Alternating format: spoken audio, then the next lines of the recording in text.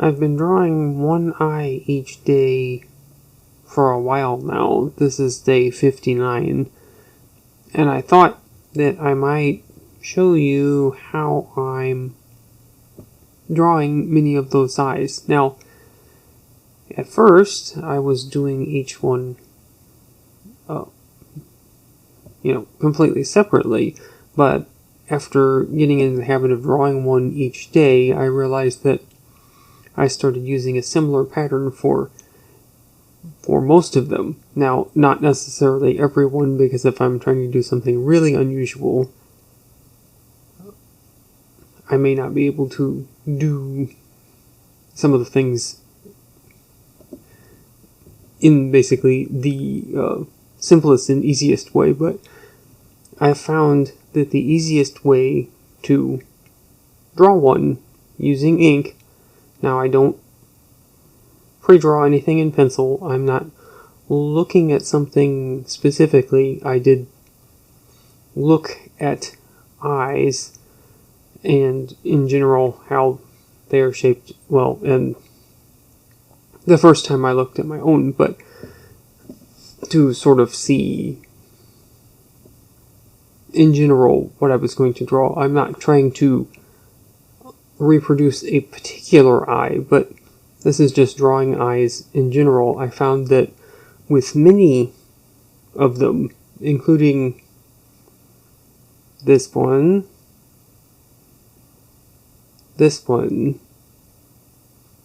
and this one, all three of these started off with the same basic few lines. I'm not kidding, there was just a few lines. And here I can show you. I start off, I cannot move the paper here. I start off with an upper line, a lower line,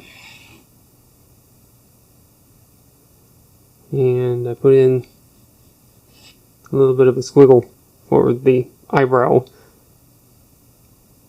Put in a little piece over here. Curving shape for the iris, and then we'll put in another one for the pupil. Now you may be thinking, well, that doesn't really look like an eye. Well, no, it doesn't, but gives you a general starting point for whenever you're going to be putting other things in here. Now, I found that this works whether I'm doing something more stylized, that's just like a pattern with some various blocked in shapes, or whether I'm doing something shaded. I still use the same general line pattern. And actually you'll also see it in the I-56. If you want to go see that, you can also look at that and you'll be able to see a similar pattern to this in there. And I think I'm going to trade the pen because I thought that was a little low in ink.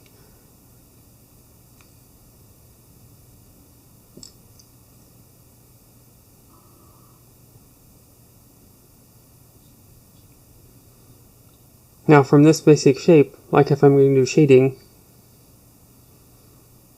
you just have to decide what you're going to do. Now, a good area to start with might be with the pupil because it's in the middle, and because it's better to start in the middle and work outward.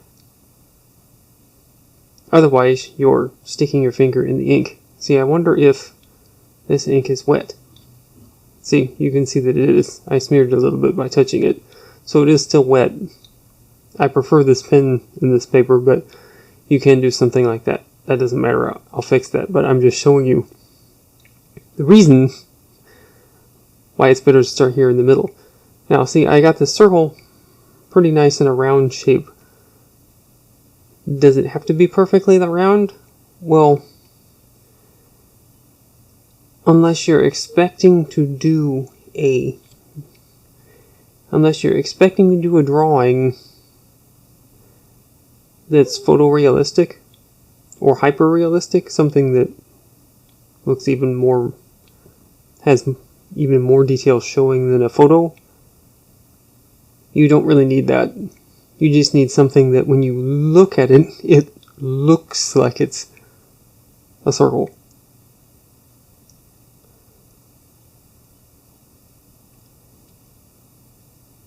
Now, the simplest thing there would be to just fill it in, but you're not necessarily going to see that. What you might want to see is some highlights in there.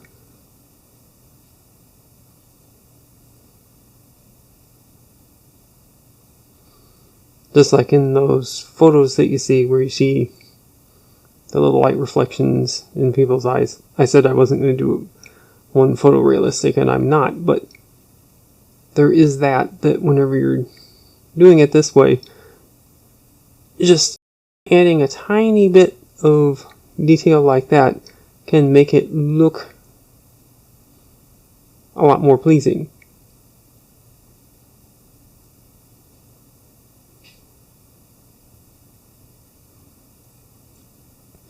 Now, of course, the iris here, it's not in the correct shape for an iris.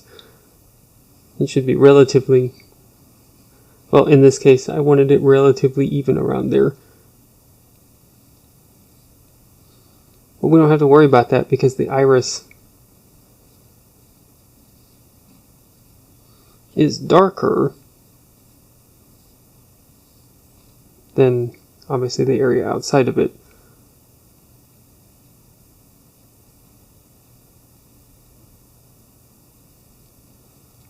So I'm going in here and I can correct that shape just by adding some lines in there, and I'll probably put some shading over here.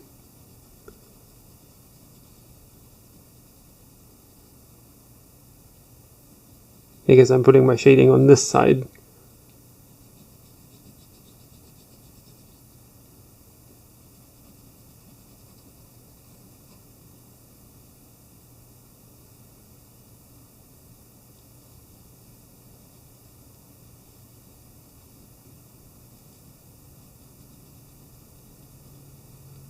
You can see here I've decided that I'm going to make this a line, and actually even if you overlap them, even if you come along here and you overlap it like this, once you get the rest of the drawing in, you're not really going to see something like that, unless you're of course doing photorealistic, then you will see something like that. But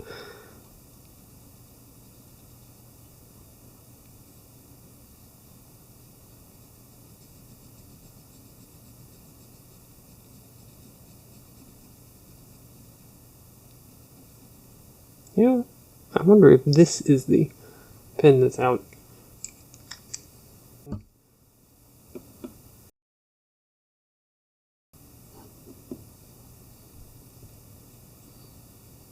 And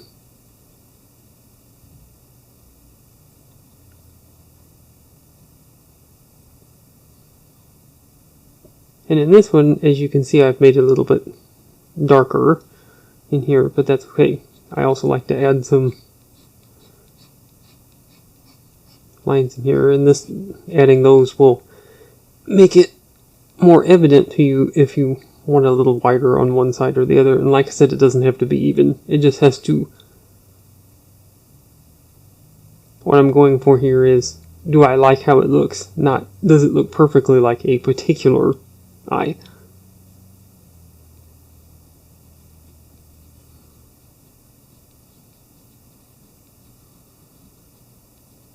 You can see I'm adding some variance and shading there.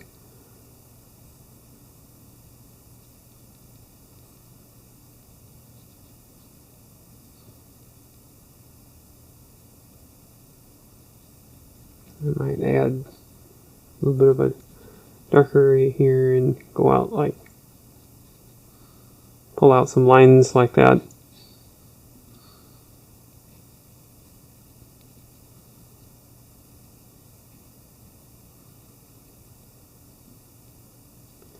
Because my purpose here is not to make something that you can see as a reproduction of an exact something from real life. My purpose here is to make something that looks pleasing to the viewer.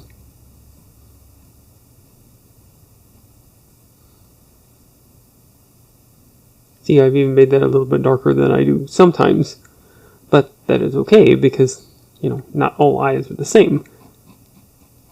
Something else is if you can darken the edge. If you darken the edge a little bit, it'll imply that there's curvature there.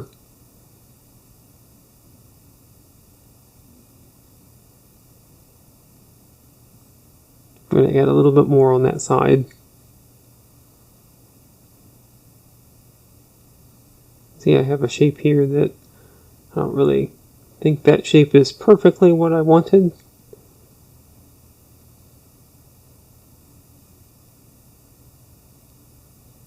So I'm going to draw in a little bit of a line there, and then I like that better. Now right there, I'm probably going to say I'm about done with that area. Even though it doesn't have a lot of detail, we don't necessarily need to. Just what I prefer to do is to try to make sure that there's somewhat similar detail. Somewhat similar detail so that the looks like I actually did all the drawing at the same time.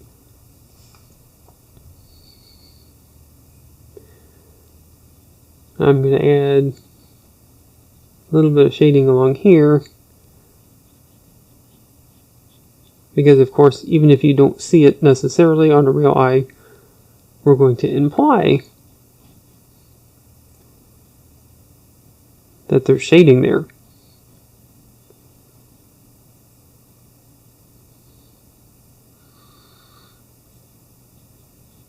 Because the eyelid's obviously sitting on top of the eyeball, so it has to cast a tiny bit of a shadow.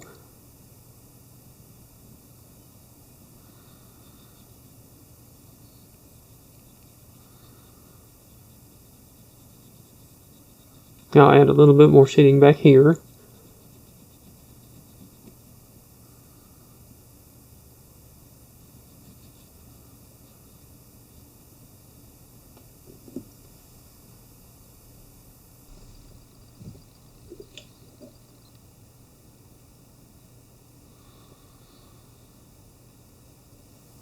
Okay, and I'm going to continue my shading over here. That's a little bit much, but that is okay.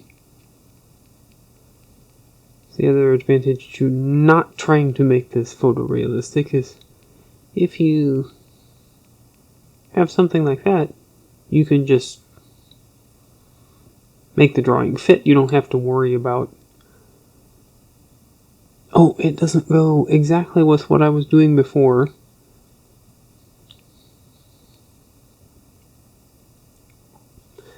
Now this line down here for this eye looks to me like it's a little bit down further. So I'm going to make that not necessarily where the edge of the eyelid is. I'll just move that up a little bit.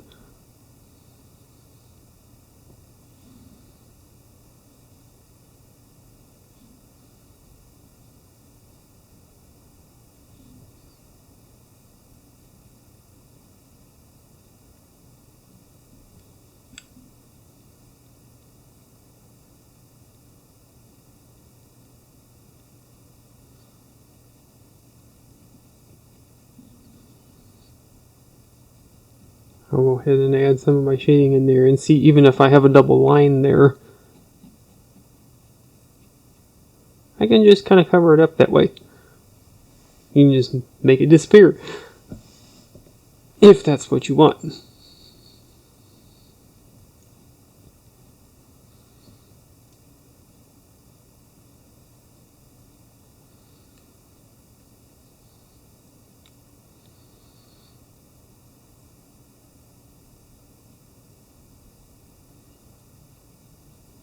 Now what I've been doing over here is I've been showing an overlap where I put the upper eyelid line, then I have the lower one coming, well here I'll show you. That's kind of the whole point.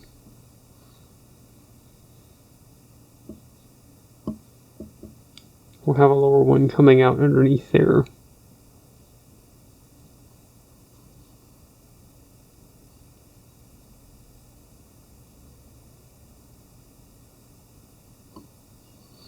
Now, is that the case in real life? No, not necessarily. It just seems to add a little bit of depth and dimension to the drawings that I've been doing, so that is what I add in there. Now, see here, even the lines didn't quite line up because I was talking while I was drawing, but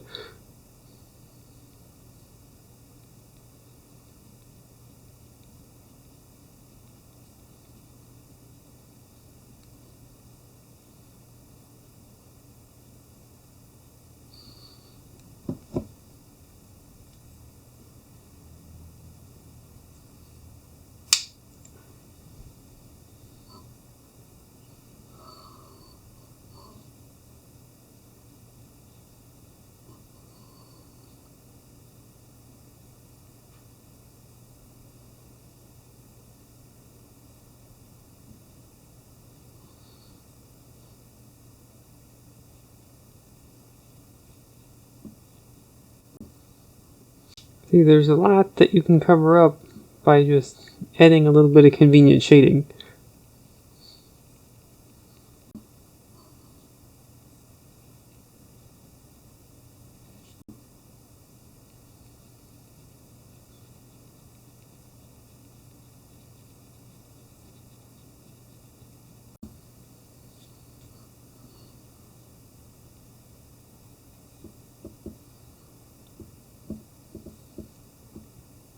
Oh, and I will take the time now to talk about this, actually, because that's actually bothering me, but I put... Now, what some people will do is they will take a piece of paper and lay it over part of the drawing so that they can just lay their hand there and continue drawing in any place they want. I haven't found that to work for me, because if I do that, all I end up doing is scooting the piece of paper instead and then smearing the ink underneath it anyway, so I haven't found that to actually work, so I just skip that. So I'm just going to shoot that over there. I'm just going to send that over there.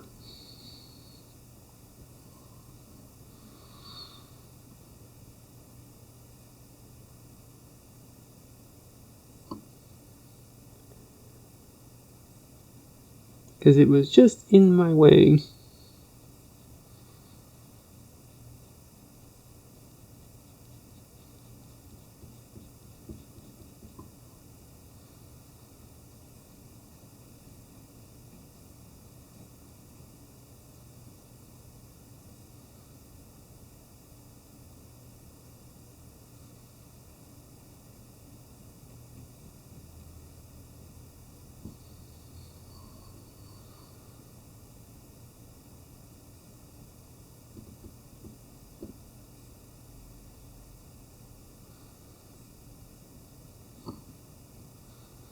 I just kind of work on the shading like that. I've added a little bit more on this side, since this side of the iris is darker. I've added more shading over here than over here,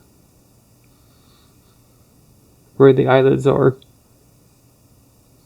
Because, well, that just makes sense to me. It's not something you necessarily have to do, but it makes sense to me. So that's what I do. What I like to do over here in the corner, I kind of like to add a little bit of extra shading to sort of imply that curvature in the eye. I'll put some more over here too, actually, to imply that it's not just a plain area, that it actually has a curve to it. The reason that I'm doing that, of course, is because I have one color here that I'm using on the drawing, so I can't I can't show things in the drawing with different colors because I have one. And of course, I want to keep this the white of the paper because it's going to be the lightest part normally of an actual eye is going to be this area of the eye is what's expected to be the lightest, so that's why I'm doing that.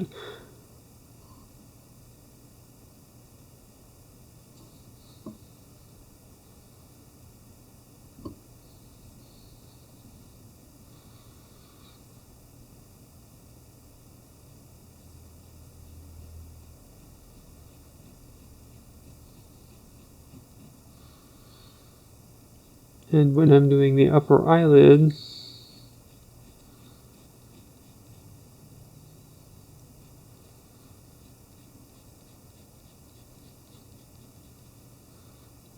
I'll add some shading in here. Now what I'm going to do is make, and you see I'm using different marks that way. I just think that adds a little bit more dimension.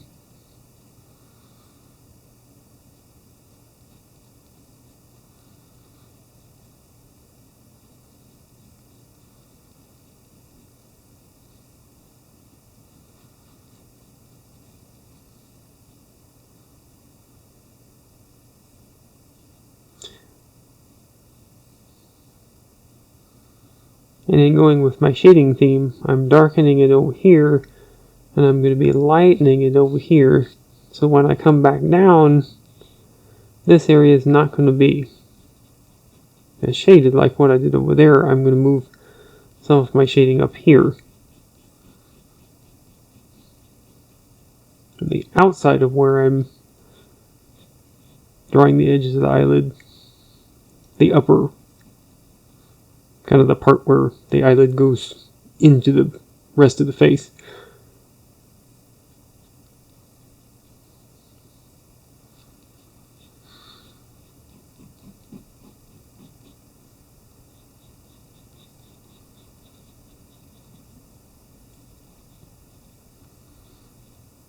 And I think it kind of makes it look more rounded there. I'll probably still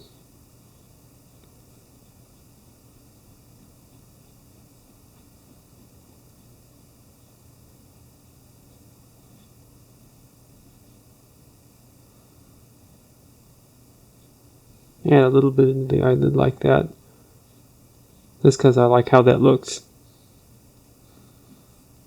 Not everything has to be like it is in real life. You can put something just because you like how it looks. It doesn't have to be exactly what you'd see if you were actually looking at whatever it is that you're drawing.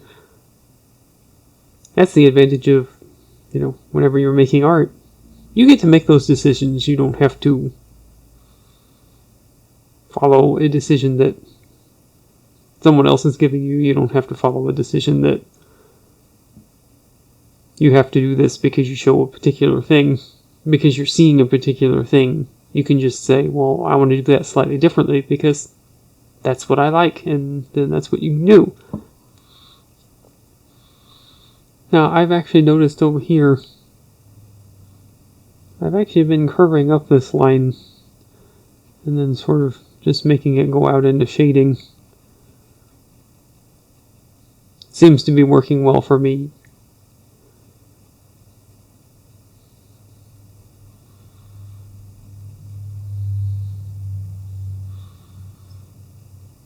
And this is sort of the area of the eye where there's tear duct in there. I usually just draw something in there. Again, not necessarily what you might see in real life, just something that whenever you're finished you go, yeah, I like how that looks. I'm doing my implied rounding of the eye over here.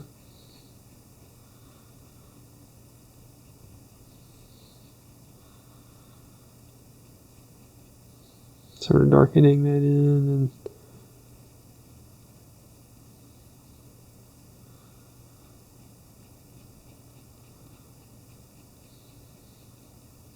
I'll imply that there's an eyelid there, or that there's the edge of the eyelid by putting shading over here. You can draw a line, or you can just shade in near where the line's supposed to be, depending on how sharp of a line you want to show up. If you draw a line, obviously it's going to show sharper, but if you just shade in, see like over here, if I just go like this and put little shading marks, it still looks like that I'm drawing a line there, except there's actually no line. So you don't actually have to outline every area. You can simply use some marks, use some shading marks to imply that there is a line there.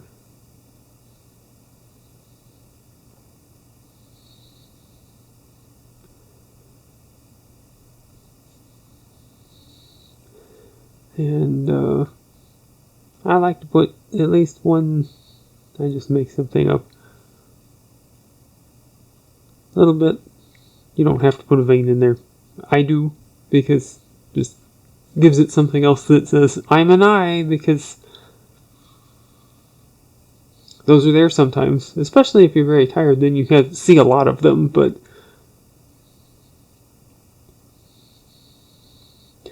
and see, we can use this line that I've made. I can use this line that I've made down here to... I can use that line to help form the lower eyelid area.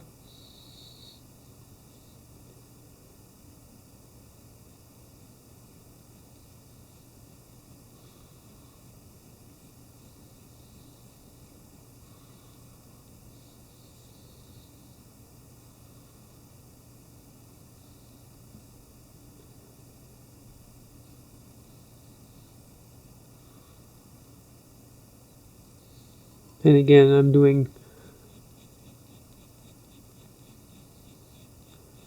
darker on the left side of the drawing, and I'm going to leave the eyelid area down there. I might leave it a little lighter. I'm not exactly sure yet. Sometimes I do it a little differently with the lower eyelid because it is lower on the face, so sometimes it looks better if I include shading on both sides. Actually, it just kind of depends on sometimes on how other parts of the drawing are coming out.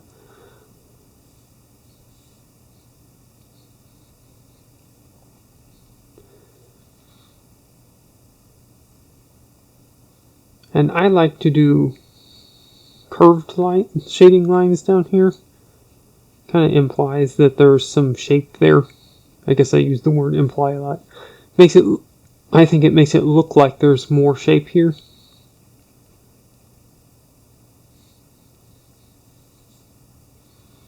I actually worry more about having a defined shape for the upper eyelid than the lower eyelid. The lower eyelid, I've noticed it doesn't appear as strange to have not as much definition in the lower eyelid as opposed to the upper eyelid. Probably because your focal point is going to be here, the iris and pupil, so you're going to notice this area more than you are down here. Well, you'll still see down here, but down here is more like the supporting area for the drawing for, your focal point, which is going to be more like up in this area. Also because it's going to be the darker area of the drawing, so it's going to draw, when you're looking at it, it's going to draw your eye to this area and this area.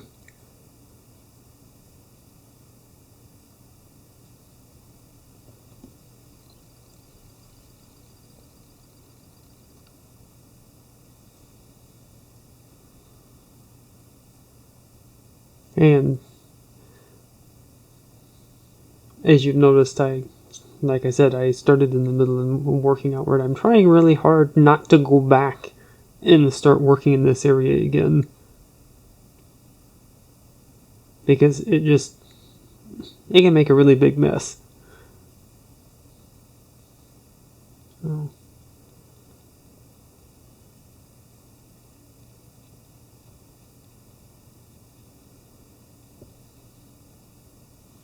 This area, sometimes if I don't want to make it look a particular way, I just kind of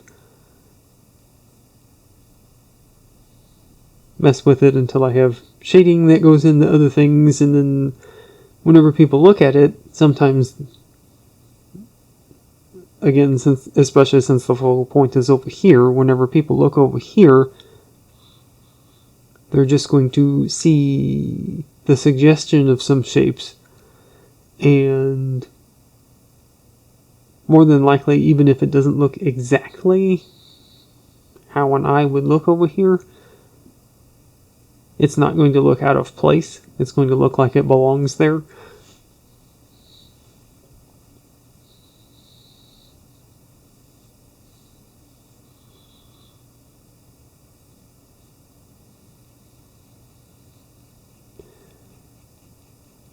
And this line, actually, I'm using it now as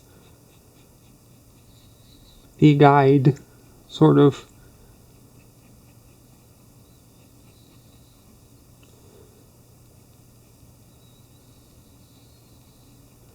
To draw in a darkened part of the face underneath the eye.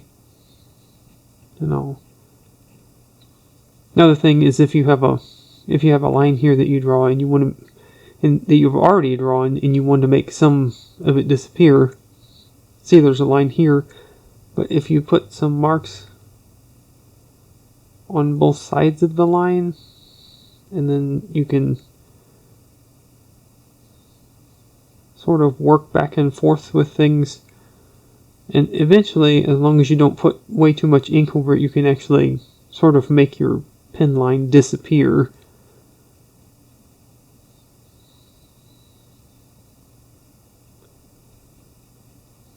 If you want to. If you decide you don't want it there.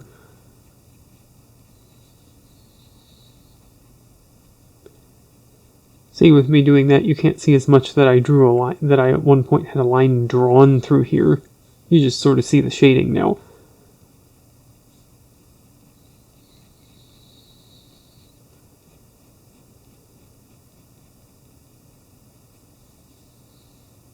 And I usually add shading heavier over here again than on this, or heavier over here than over here for under the eye. The opposite of what I do up here. I'm not sure what prompted that, but when I look at it, it appears to look fine, so that's what I continue doing.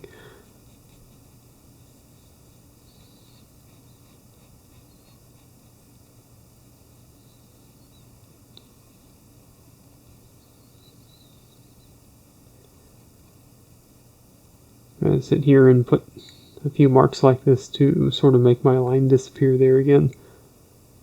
Not going to worry as much because I don't care if it completely disappears in this drawing.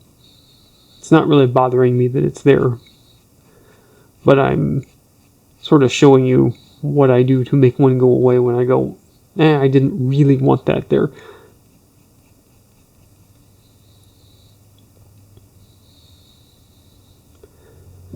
As far as over here, I kind of just, I go, well, there should be something here-ish. So if you go down,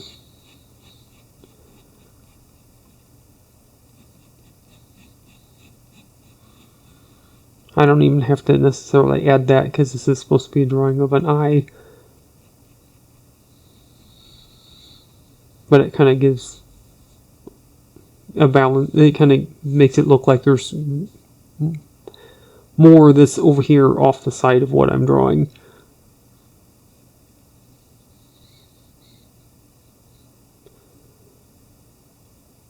And I've also noticed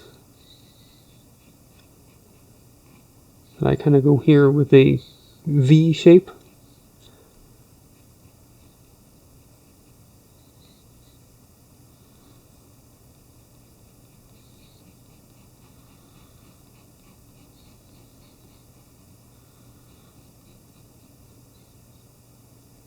You can't see it as much now, but sort of down and back up, which sort of implies more like the center part of the head.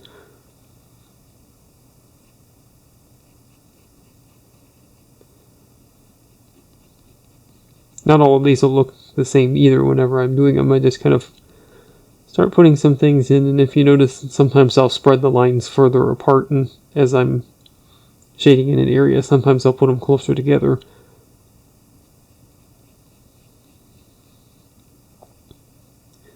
Now, if you were doing this in graphite or charcoal, you could actually use something to smooth out those areas. You can actually make smooth gradients by rubbing it into the paper, by lifting some off with an eraser, but you can't really do the same thing with pen, which is what I'm using. You can't do it with ink quite the same way.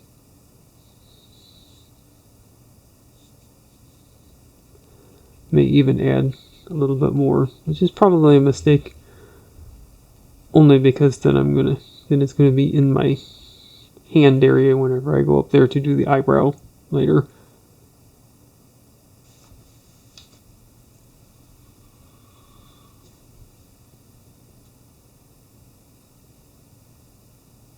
Now I'm also going to be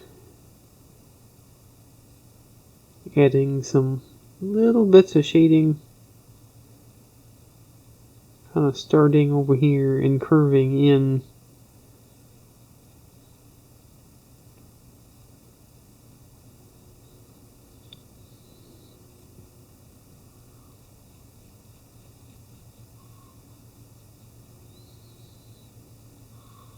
Because I know that there's something like that on a face a lot of times.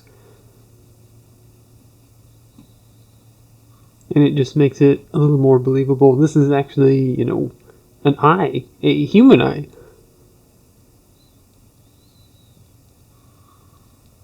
I'll add a little bit there just because I don't know. But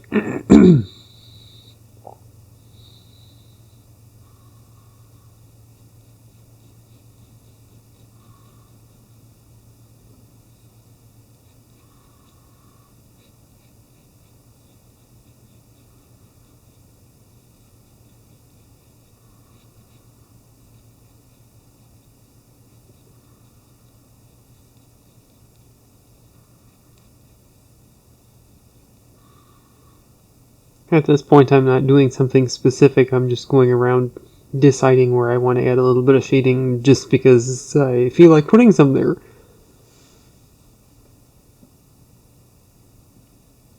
Might add a little bit in here.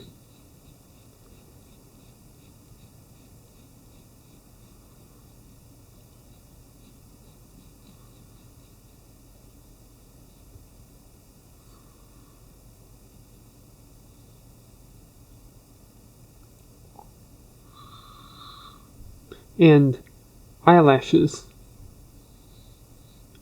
Now, a lot of times I don't end up putting eyelashes in the shaded drawings like this, but I'm going to put some in here so that I can show you what I'm talking about the eyelashes.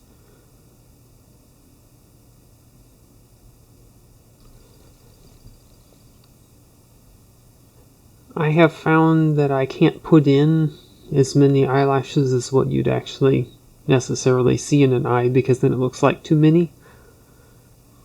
So I will put in some.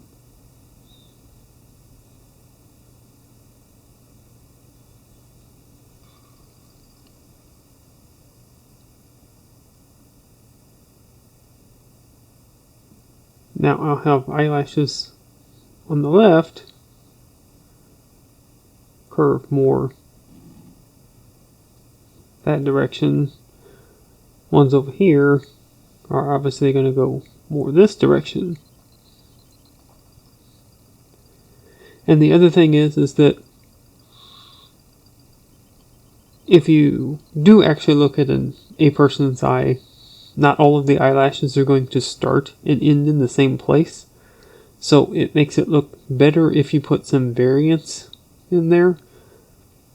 Like if you have, shorter. Now see, I didn't leave myself a lot of space here, so there's not going to be a lot of putting it in different positions. And closer and further apart.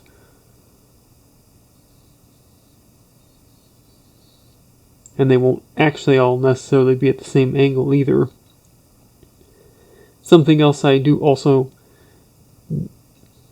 tried to do is about in the center line of where my pupil is about where I try to judge to shift between the angles going from one direction to the other, because they will be more upright as they get in the middle.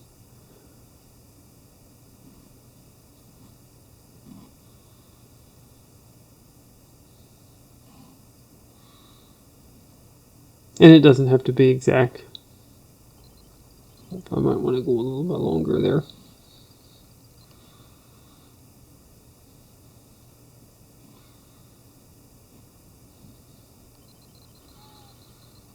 And if you want, you can, I'll sometimes even add a little mark there at the end, just because it seems to add just a little bit of making it look more like what I'm expecting to see there whenever I look at the drawing.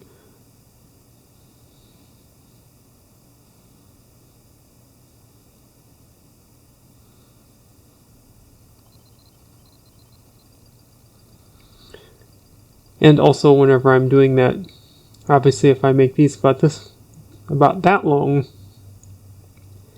I tend to make the bottom ones shorter.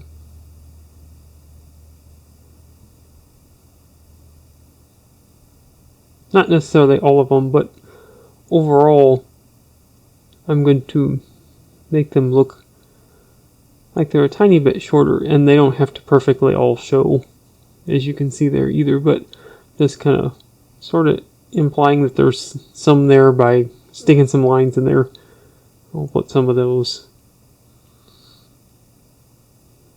dots like I was doing before, and you can even shift sort of where it looks like, you see, by putting a dot up here. You know, if you draw one and you go, oh, I wanted to make it look a little shorter, you can sort of put a dot there and look like you moved it a little bit. I don't know if you can really see that or not, but something else is, since these go this way, since these are curving in lines going like this, your bottom ones are going to curve in a mirror shape going the other way.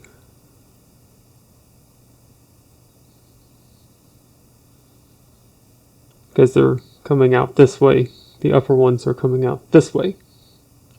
And even if you have like a little angle here, that's okay, because, well, eyes might actually have something like that. And as you can see, I'm getting pretty close to the point in which I might say this is pretty much looking like an eye, except for my squiggle up here, of course. I'm going to turn that into an eyebrow. And something that I've noticed with that too is to try to make sure to, well, you don't have to make sure to, but one of the ways that I make it look more like an eyebrow is by trying to make a lot of lines going in a similar direction. Sort of makes me think of hair. And see, I did change direction a little bit there, but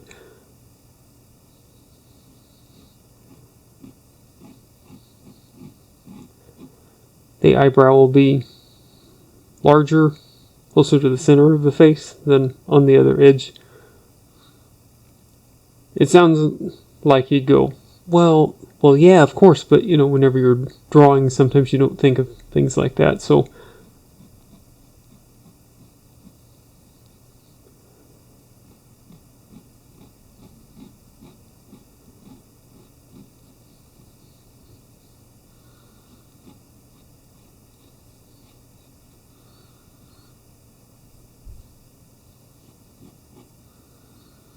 I'm going to make the lower part of, I'm going to go back through with the lower part of the eyebrow and add something to sort of darken it in. Sort of makes it look to me more three-dimensional, and it also allows me to get rid of my line there.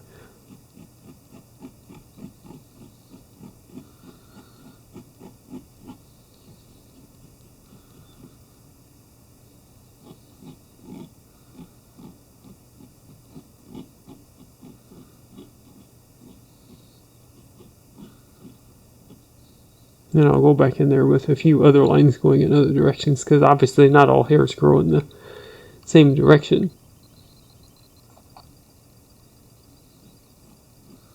Or sit in the same direction.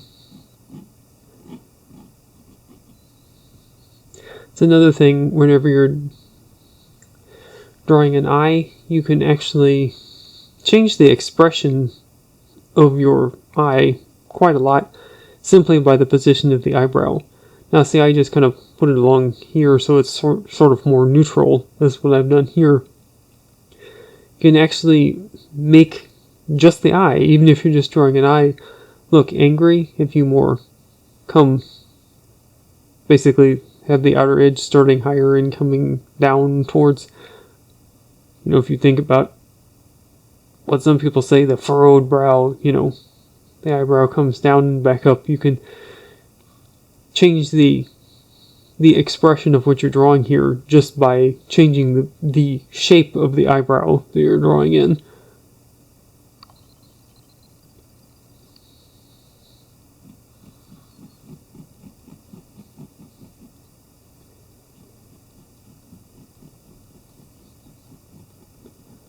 See, I'm kind of making it overly heavy down here just because that makes sense. It's a three-dimensional object, so it's going to have, for showing light coming this way, the upper part's going to be a tiny bit lighter than the lower part. So I'll probably even go in here and just add a little bit of darkening.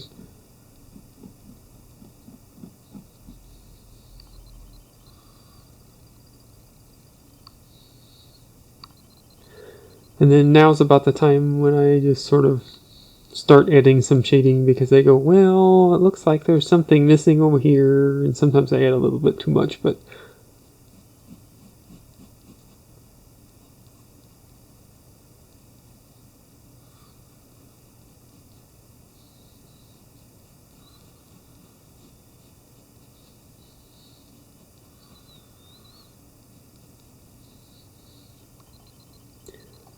see, just even by putting that mark there, you can change the expression of the eye just by putting even a shaded line above the eyebrow, implying a wrinkle coming down there. You can change it from more neutral to a little bit more of an active expression, depending on what you're trying to do.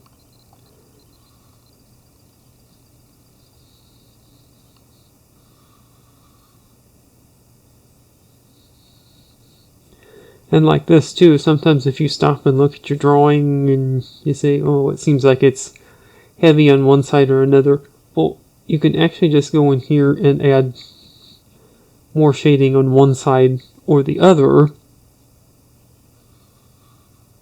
just to change, the weight balance from one side to the other. If you want it, if you feel like it needs to be heavier over here, you can add more shading over here. And actually, if you sign your work like I do on the front, you can actually even sometimes rebalance the drawing on the paper just by where you put your signature. Like, say my eye ended up shifted over here and it looks like it's over here and close to the edge, and that's looking a little bit weird.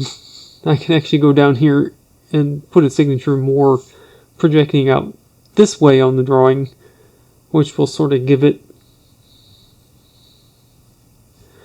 sort of a left-to-right balance so that it doesn't look... You don't have to do that, but, well, you'll see what I mean. At times you just look at it and you go, okay, it looks like, we're leaning this way, it looks like we're leaning this way. Anything like that. Well, I'm going to go ahead and just sign right now because I'm about done here with this drawing.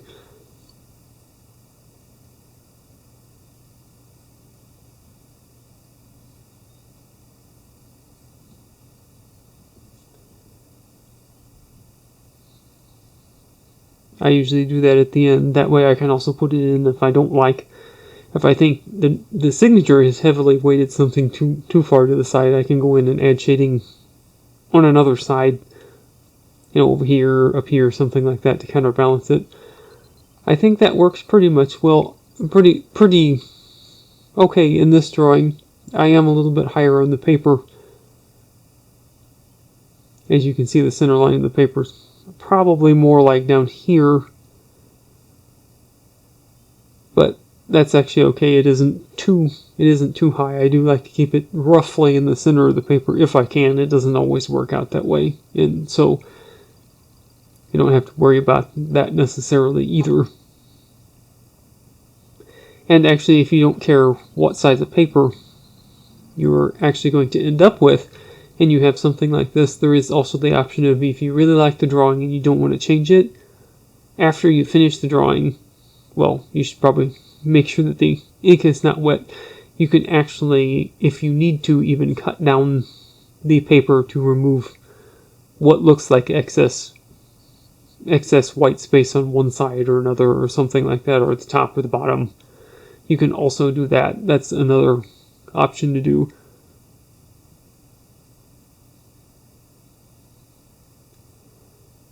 And I think for this one, for this today's, what day did I say it was?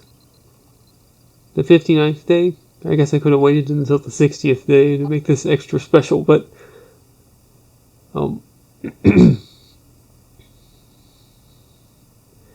but anyway, it's the 59th one, and I think I'm going to stop here because I don't think it really needs anything else. And I noticed that I made it a little bit smaller here, so there's not as much room for detail in there as it would be if I'd made it, I don't know, 10 or 15% larger on the piece of paper. But again, that's okay. I just normally keep it this size because I always use the same size of paper when I'm doing this. But like I said, you can also consider cutting down the paper if you think there's too much white space, or if you think it's really unbalanced, as far as, if I'd accidentally drawn it over here, I could have made it a smaller piece of paper